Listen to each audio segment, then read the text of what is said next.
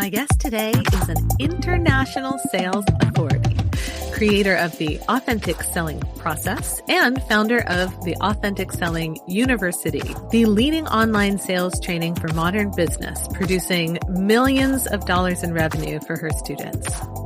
She hosts Authentic Selling TV, reaching 186 countries on 6 continents, where she provides sales expertise that is sweet as pie, but tough as nails.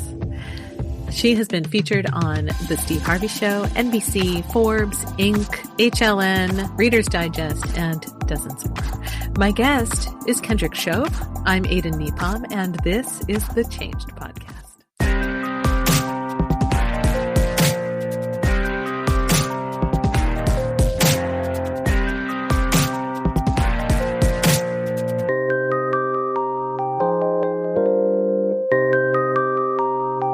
Thank you so much for being on the Change Podcast. It's so lovely to have you here. Thank you. It is my absolute pleasure to be here. I am thrilled. You were such a memorable character for me, even before I knew who you were. I remember seeing you on Steve Harvey. I remember watching you sell him a pen. It's crazy. That's crazy. That was such a wonderfully surreal moment. It's funny. We were talking about before we hit record. I went to the bank shortly after that. And one of the tellers was like, it was in Bentonville, Arkansas. Did I see you on Steve Harvey? And I was like, it's possible you could have. It's one of those crazy things. And really, really ironic that you saw it before you were in this sort of online world. That's crazy. I have this weird, I don't know. I've always had the theory that other people have this, but I don't know if other people have this. It's just, it would make sense to me if people did. But I get these like, I call them hits. That's not, I don't know what the right word is, but I get these like, premonition. It's not as deep as a premonition. It's like little vibes or whatever. Things stick for me that will come back later. And I never know why. Yes. And so you just sort of fell into that category where it was like, I saw you and it stuck. And it was so far removed from anything that I was doing at the time. There's no reason for me to remember it other than it was a memorable moment. But then, more recently, as I've dug into doing coaching and I've dug into, I've been speaking and training for years and years, but I've dug into this one-on-one service model. Everyone has been like, oh, do you know who Kendrick Shope is? And you've got to take Kendrick Shope's sales course. And everybody's talking about Kendrick Shope. And I was like, who's Kendrick Shope? And then, hilarious. And then I saw that clip. I was like, I know who Kendrick Shope is. That's awesome. I think that, stuff like that happens to me too. And I'm like, oh, look at how those dots sort of connected. They're like sort of breadcrumbs, And I'm always like, okay, this means that we are meant to meet. For some reason, like the universe has said, all right, we've got to put each other in each other's paths. So, hey, we're making it happen. We're following the breadcrumbs or the hits, if you will. I call them hits. I don't know. I don't even know where that word came from or when I started calling it that. But I remember I've countless times like walking into a building, knowing that I'll walk into the building again. So it's never specific enough to be called psychic. Yeah. I get it. But yeah, there's something there. Well, so I know who you are, and a lot of, I imagine a lot of the people who follow your work will know who you are, and maybe tuning in, but a lot of my listeners may not know who you are, Kendrick. So if you wanted to talk a little bit about what it means, to run something called Authentic Selling University, to talk about the authentic sales process, which is different than selling authentically, so to speak. You have a trademark process. Yeah, absolutely. Thank you. Basically, at the end of the day, selling, the black and white definition, not the Kendrick definition, but the black and white definition is the exchange of money for a product or service. Translation, that means that if you run a for-profit business, you're going to have to sell. And really, if you run a not-for-profit business, you have to sell, but that's a different conversation. So in order to make money, in order to keep the lights on, and also to make this business, what you want it to be, more than keep the lights on, you have to sell. When you put the word authentic in front of it, what that means to me and what it meant to me when I created it nearly 9 years ago was, none of the old fashioned or the old stereotypical just guilt and bully, and I call it icky, sleazy, slimy, gross. None of that is welcome in this process that I created, because you don't need it. You don't need it to convert. And it is my belief that, and I've seen it become a reality, that when you learn to sell using authentic selling, it feels like helping. And that's how I want it to feel for our students and our businesses every single time, because when it feels like helping, you're more likely to do it, and everybody wins that way. So in a nutshell, that's what authentic selling is. Love that. I love that. So when you're not telling people tips and tricks that are helpful for bringing out their service self and how they sell, when you're not doing that work, what do you do? Do you have time for hobbies? Do you have time for that? Oh my gosh. Did my husband pay you to ask this question? I'm sorry, but I have to tell a story. So I've been married for 17 years. I think that's right. Doesn't matter. And one of the running jokes in our marriage is that shopping is not a hobby. Like he says, I'm like, shopping is a hobby. And my husband's like, that is not a hobby. I'm like, yes, it is. You don't get to tell me what my hobbies are. He's like, look it up. Shopping's not a hobby. So that's hilarious. But yeah, I do have time. Certainly over the course of being in business for 9 years, I have learned a lot about the importance of stepping away and the importance of finding time for what you enjoy. So here are the things I enjoy. I often joke I'm an expert at two things: loving my daughter, who is 12 years old, and teaching people to sell. That's it. Anything else, I am not the woman for you. But so I love spending time with my daughter. We're huge music fans, huge Broadway fans. So when it's not COVID, we usually go to New York at least 4 times a year and see shows. Big Disney cruise fans. So a lot of our hobbies, if you will, involve, I don't know, we can be just as happy, vegged out on the couch watching Panic at the Disco concert. So music, a lot of our hobbies around here revolve around music. Love that. We're a musical family as well. My husband and I, in addition to everything else we do, we're performers. And so we perform. I didn't know that. We perform musical theater. Yeah. But what we perform is a specific kind of musical theater. We do improvised musical theater. Wow. Meaning we're making everything up. Yes. And we do it in typically we do it in full costume on a set, so that it looks like a fully thought out play. Yes. And I've sat in the audience watching our cast put on shows as an audience member, and because it's improvised, there are moments of total brilliance, and there are moments that are not good at all. That's kind of the beauty of the art form. It is. And that's incredible. You have to be so witty, so smart, like to come up with stuff that quick. And that's amazing. I'm so impressed. Like, that's awesome.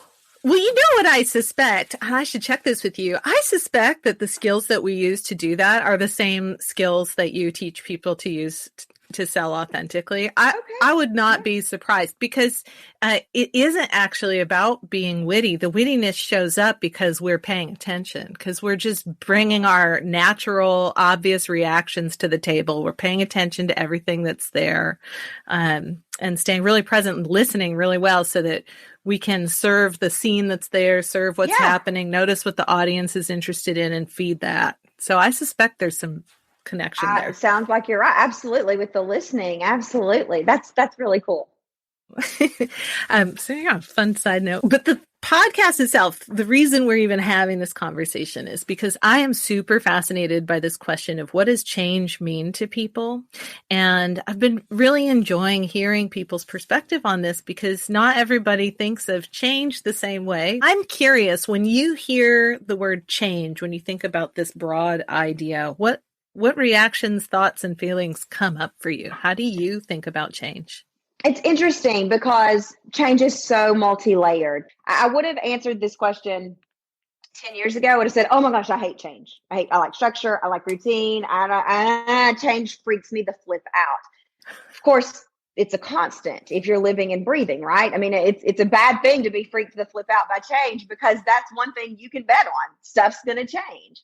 Yeah. So I think that change is so multifaceted or multi-layered, and I have both positive and negative emotions about change. I mean, when I think about, we've moved a lot for my husband's job and putting our daughter in different schools. And of course, there are pros and cons to that. But that makes me a little sick at my stomach. Like if I think about having to do that again, like the change and the stress of starting over. And then on the flip side, change is exciting and it's beautiful. And I wouldn't be here today if I hadn't changed. And so it's one of those things where I have just the gamut of reactions when you hear it, from completely neutral to, oh my goodness, to this is amazing. And this is how progress is made. To me, that feels resonant. Like that's sort of how I view it. But I'm always curious. I often ask people, how do you feel about medium-sized changes, like rearranging the furniture in your house?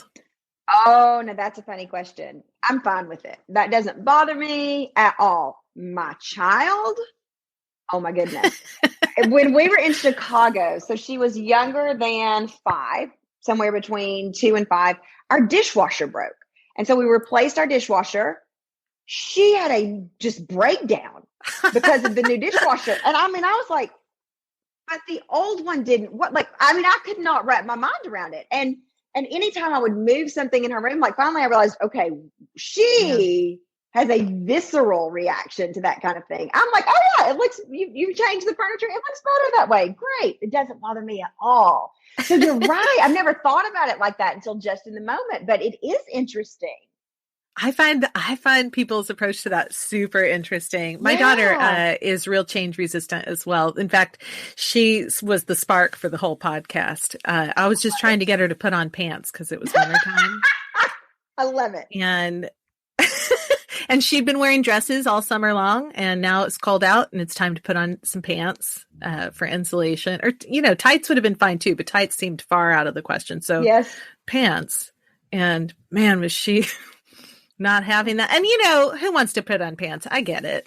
But at the same time, it was this moment where I heard myself going, look, I get it. Change is hard. And then I went, oh, wait a minute. Am I setting her up for an unhelpful mindset for the rest of her life with that message?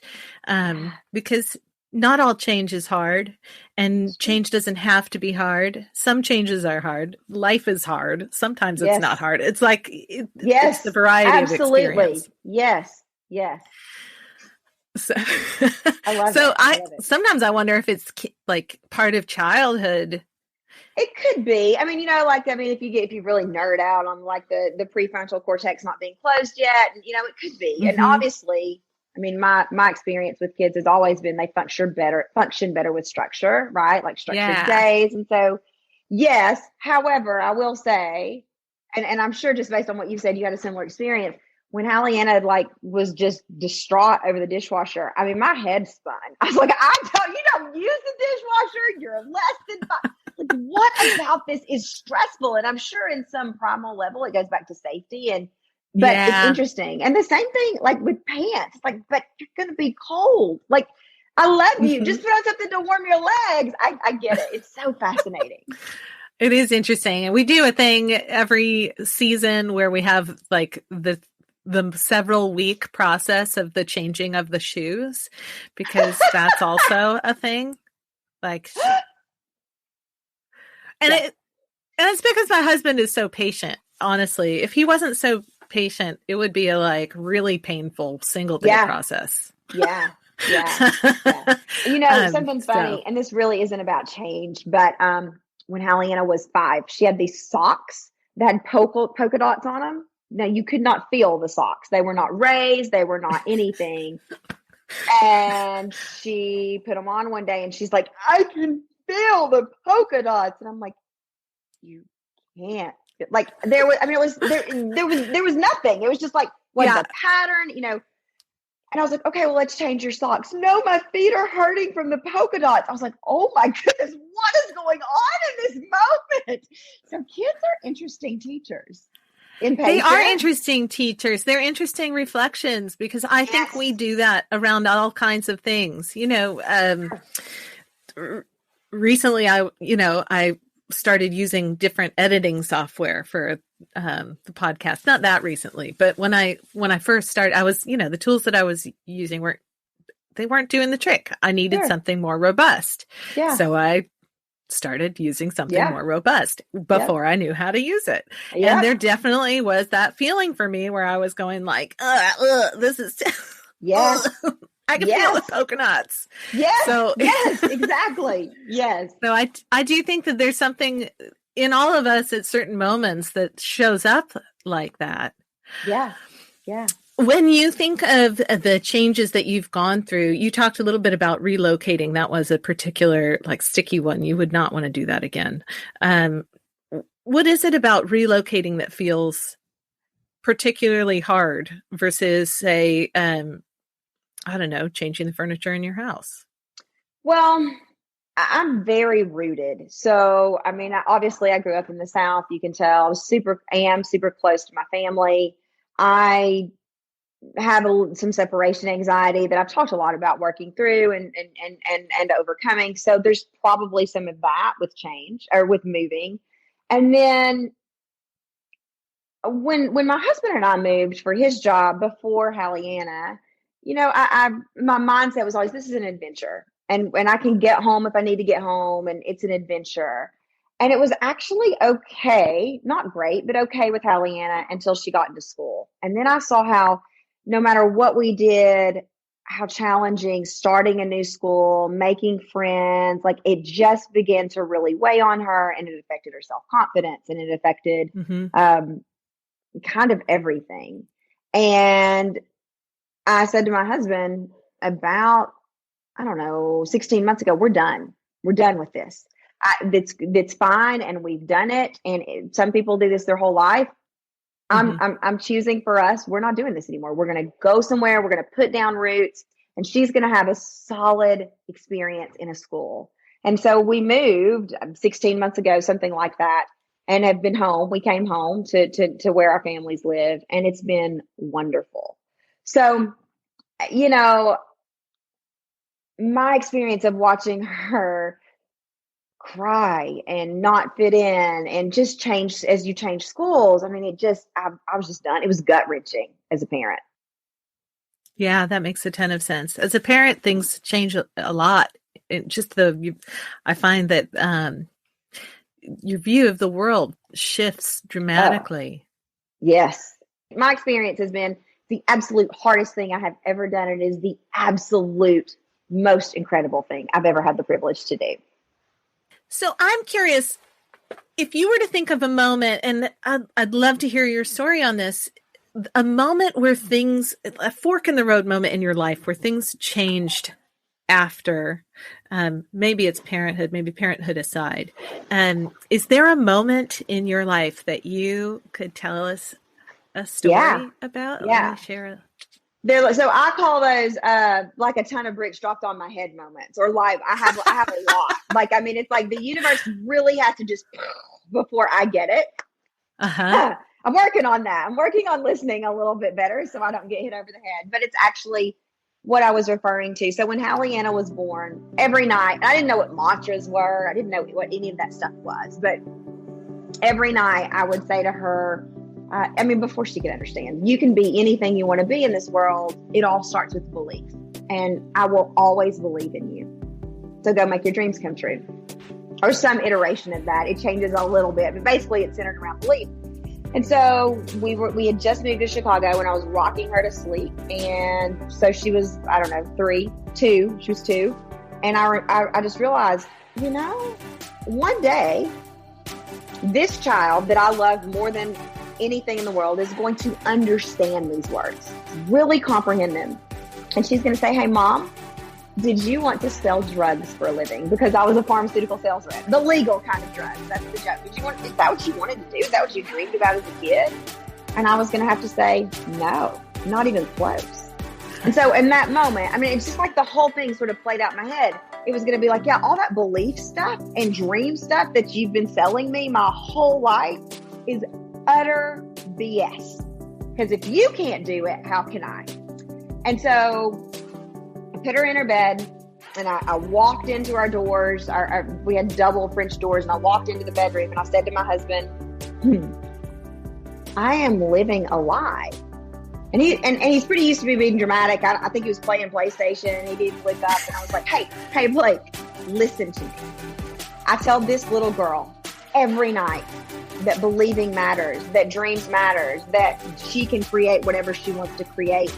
And yet I'm working a job that's okay. I'm not the example for her I need to be. And I, from this moment, will go on a mission to figure out what it is that lights me on fire. And I may not make it come true. I may not. But by gosh, she's going to see me trying. And everything changed after that. That's incredible. Thank you. Thank you. I love that. My dad used to say things like that to me. Oh, how wonderful. He used to say, I love you. I believe in you. And you can do anything you want to do, even become president of the United States. That's, oh my gosh. That was, that's amazing. Oh, I love that. And then I would go, I don't want to be president of the United States. Yeah, exactly. I get it. So cool. I still don't. I don't either. No desire. Glad that I can. Believe that I could. No desire, though. 100% believe that I don't know if I could, to be honest. I don't know if I have the thick enough skin to handle what it takes to get to the primary office of this country. Yeah. Good Lord. Thank you for sharing that story. I think that's a lovely story. And it's really intriguing to me that your story is really about just an internal coming to a reckoning with yourself. It was. Yeah. What do you think? I mean, so obviously that has affected you in a really tangible way. You went on to discover sales as your passion, which is ironic because I've heard bits and pieces of your journey from other folks who are like fans of Kendrick Shope or friends of Kendrick Shope. And so I know that initially when you set out, you weren't like, I know what I'm going to do. I'm going to create Authentic Selling University. Oh my gosh. No. That was not how it went. No. You know, it would be great if the story, or maybe it wouldn't, but it would be really fairy tale-ish if after that moment where I'm like, I'm going on a mission to figure it out. And the next day I'm like, I'm going to teach selling to the world. It was not like that at all. I made so many wrong turns. There were so many opportunities for me to give up, to not believe. Mm-hmm. But it was really a shift almost at the cellular level. Like I feel like I became a different person, like a Rubik's Cube sort of snapping into place that night. And yeah, I thought I wanted, so I hired an executive career coach. I didn't know what coaching was. This was like really a coach that would come into corporations, and I hired an executive career coach. And one of the things that she had me do, I'm a really good student. When somebody tells me to do something, I'm on it. She had me read a book by Martha Beck. And I believe it was Follow Your North Star, Find Your North Star, the North Star book by Martha Beck. And I was like, oh my gosh, this has changed my life. This is what I want to do. I want to give this to the world. I want to teach this. And so I went through Martha Beck life coaching school to become a life coach. And I did. And I was a terrible life coach. I want processes, and I want to say, do 1, 2, 3, and expect the output to be ABC. And life coaching is not like that, right? No. And so I hated it.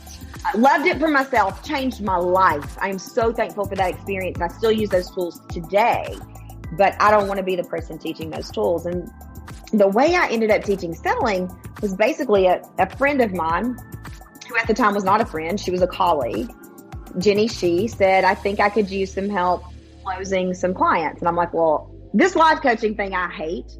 You know, I was the top performing sales rep for a decade. I might be able to help you. I don't know, but I'm willing to hop on the phone and talk it out. 90 minutes later, Jenny said to me, and I quote, my dear, this is what you were put on this earth to do. And I still didn't get it. Ton of bricks. Remember, I was like, well, what did I do? I don't know what you mean.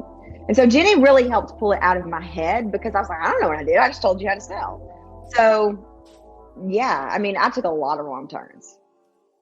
I think that's a really important thing when you talk about these profound fork in the road moments. I think that there is that aspect where we want to fast forward to the happy ending down the line, but and then we just forget there's all the work that happened in between, all the tiny little forks, right? You got your shrimp fork and your snail fork or whatever, instead of these like big dinner forks, or tuning forks as you go. And I think those are really important parts of it. At least that's what it seems like to me. I agree. And I was talking to I'm telling a lot of stories about my daughter today, but I was talking to Halliana. She's 12. And she has big dreams. When your mom tells you your whole life, believe, and she got big dreams. She dreams of being on Broadway. She dreams like big dreams, but it's really fascinating. She has been taking voice lessons for years, and she asked to take voice lessons. I didn't push her into that, but I've noticed this thing where she will say to me now, I don't want to go to voice lessons. I'm like, that's absolutely fine. No problem with that. We can take a break. I don't want to put pressure on you. But she said to me, well, I don't want to quit because I want the results. And I said, then you are facing the big thing that everybody faces. You're facing, it's a fork in the road, right? You don't want to go. I did all the mom things. Are you safe? I know we're a teacher. Are you safe? Is there something? No, she just didn't want to do the stuff that it takes. And I was like, I get it. I totally get it. And that's the fun, not the fun stuff. That's the stuff nobody sees. Nobody likes to really talk about. That's the stuff that allows you to go on and do make those big dreams come true. It starts with belief, and then the very next step is action. And I get not wanting to practice, and that's fine. It's your life, but it's a decision every day. If there's a fork in the road, do I want to do this today? Do I not? Yeah, there's those little micro decisions. I talk a lot about motivation in my communication skills work because I work in team dynamics with people. Yes. And motivation is really important, not just when you're leading a team, but you have to also be really clear about your internal motivation structures. And Absolutely. People tend to be motivated both toward goals, and away from whatever consequences. And without both, you're not fully motivated. The most motivated people in the world are both. They're like, well, I know what I don't want and I know what I do want. And that's going to help you move in it, pick a direction and go towards it. And so it makes a ton of sense to me that she was like, if she didn't know what end result that she wanted, absolutely, she would have been easily. And I speak from experience, having quit ballet, quit modern dance, quit voice lessons. That was me. So if you don't know why you're doing something, it's hard to stick with it.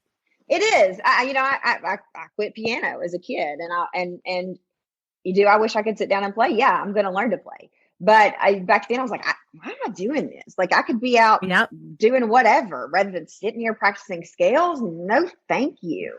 So you're absolutely right. It's all about motivation. And when you were talking about sort of, the size of the fork, I feel like every day we have those little bitty forks that lead to the big choices and the things that really allow you to create a life beyond your wildest dreams.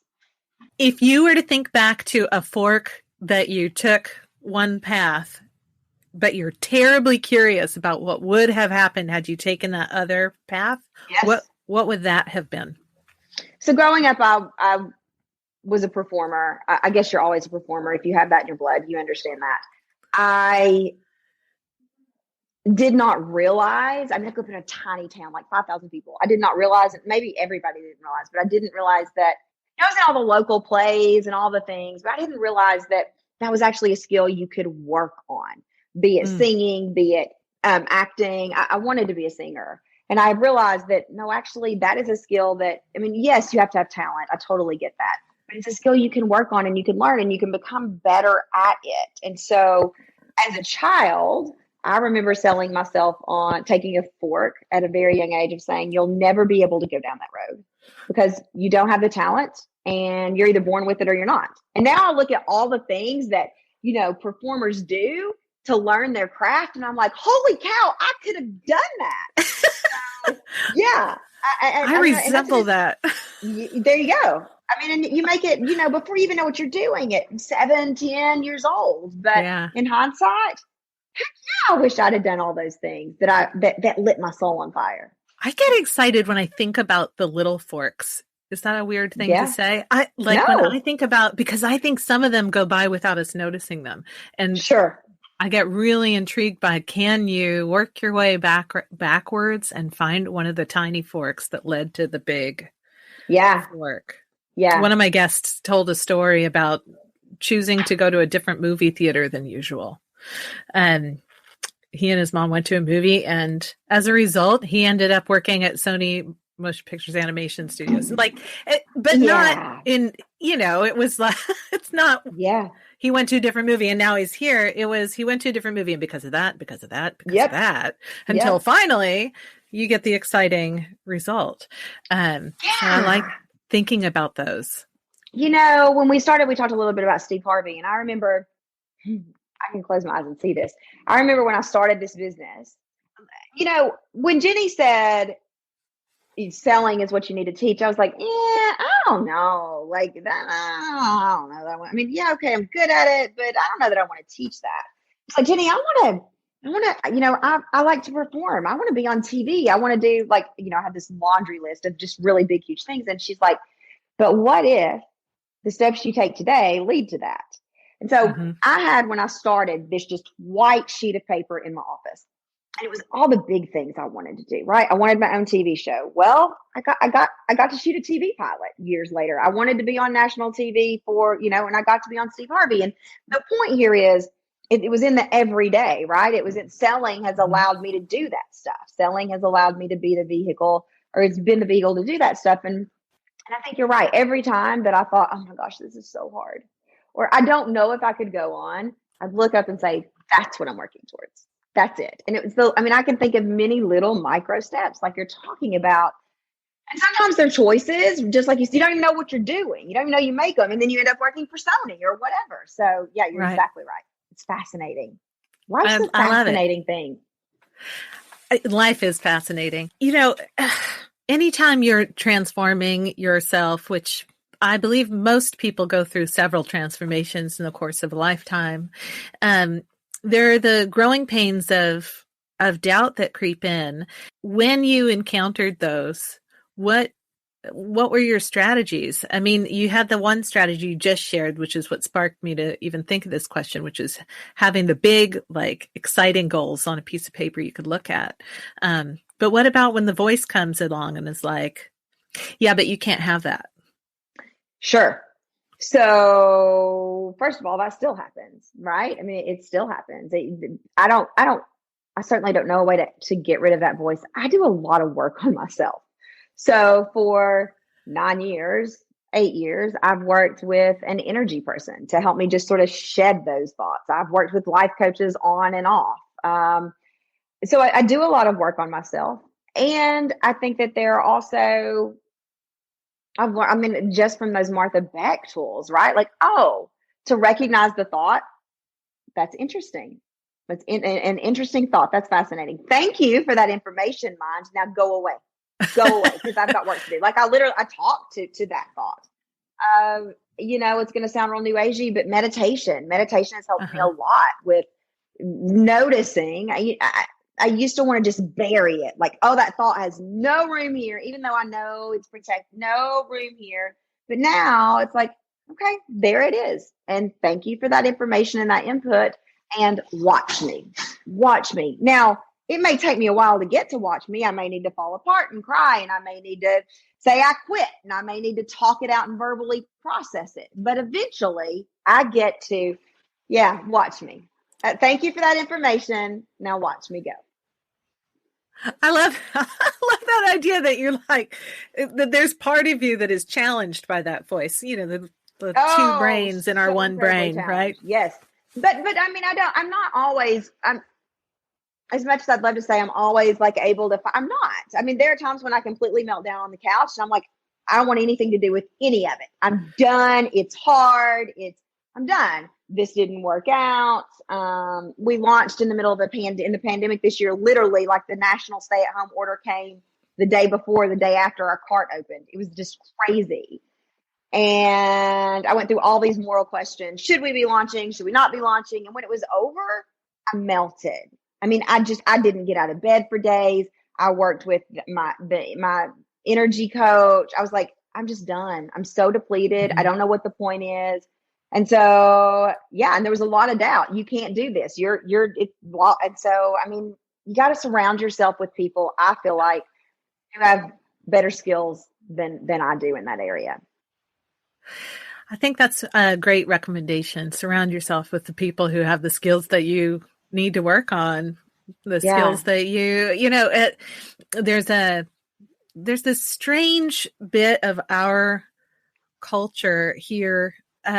It feels, I don't know, maybe it's a human trait, but it feels very American to me to be self-reliant, to, excuse me, to pull yourself up by your own bootstraps and knuckle through. And there's a lot of idioms in our language that are all about being self-reliant. And absolutely. The truth is that's a pretty lonely path. And it's not that you can't succeed that way. It's just a heck of a lot harder. You're right. You're right. I used to say, my parents used to say, pull yourself up by your bootstraps. And when I became an adult, I'm like, what if my bootstraps break? Then what am I going to do? Right? Like you can't pull yourself up by your bootstraps. So you're absolutely right. You're absolutely right. What are bootstraps? Because nothing I had bootstraps. There you go. Yeah. You're so right about that. And again, I have learned, and this I think comes with age, but I've learned that I want very much to have the privilege to stay in my lane. I know what I'm good at, and I know what I'm not good at. And again, loving my daughter and teaching, I can teach anybody to sell. And so if it's outside of that, I want help. I welcome help in those areas too. But if everything goes sideways, I'm like, yeah, I need some help there because it's not my zone of genius. I'm also, just struck by how online business was like, you were doing this before it was 2020, Yes. now we've hit a year where everyone's like, how do I get online? I know, it's hilarious, right? It's fascinating. My team was like, everybody's trying to figure out how to get on Zoom. And I'm like, we got this. Hallie Anna's classes were on Zoom. I'm like, we got this, babe. I'm good. I'm good with all this stuff. So yeah, it's fascinating. I'm not going to ask you to teach everybody in the next 30 seconds how to be successful online. I feel like that would be unfair to you because you've got a whole university, and also it'd be unfair to everybody else because you can't do it in 30 seconds.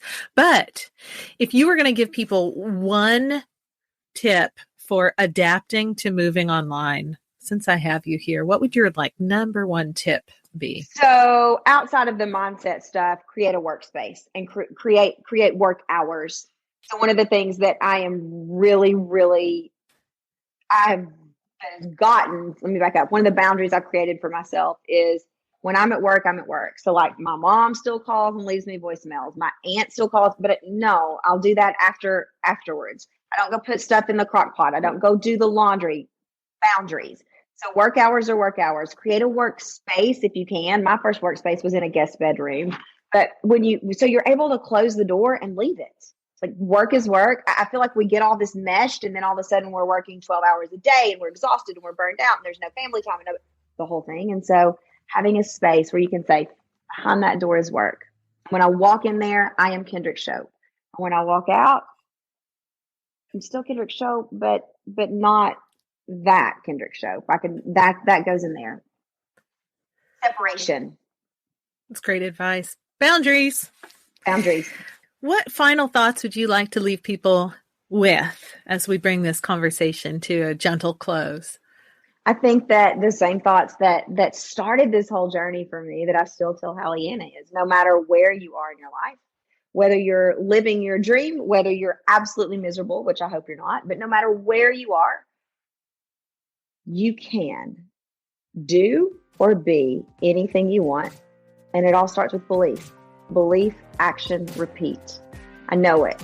I know that to be true.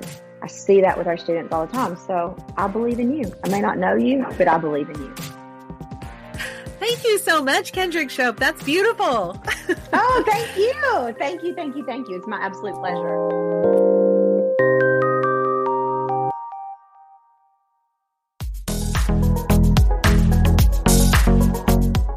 Exploration of individual growth and her openness about utilizing human beings to help her fill in the gaps of her own personal development should serve as a helpful reminder to all of us that as we pursue our dreams, or as we pursue having dreams to pursue, that we don't have to go it alone. Filling out our change toolkit shouldn't just be about an inner reckoning and our own resilience, but should also include the people we utilize to help us along our journey. The constraints of our modern experience can certainly present mindset challenges around reconciling what we believe we are capable of with how to get there. I would suggest that as you continue to put one metaphorical foot in front of the other, dig down for what you care about, or as Kendrick might say, what lights you up, that you also look for helpers to guide you along the way. Thank you to Kendrick Shope for sharing her stories and reflection. We'll have links to where you can find more of her in the show notes for this episode. I want to hear from you. Have thoughts, feelings, sarcastic remarks, or a story to share based on listening to this episode? Help me keep the conversation going. Join the Facebook group, www.facebook.com/groups/ChangeHub.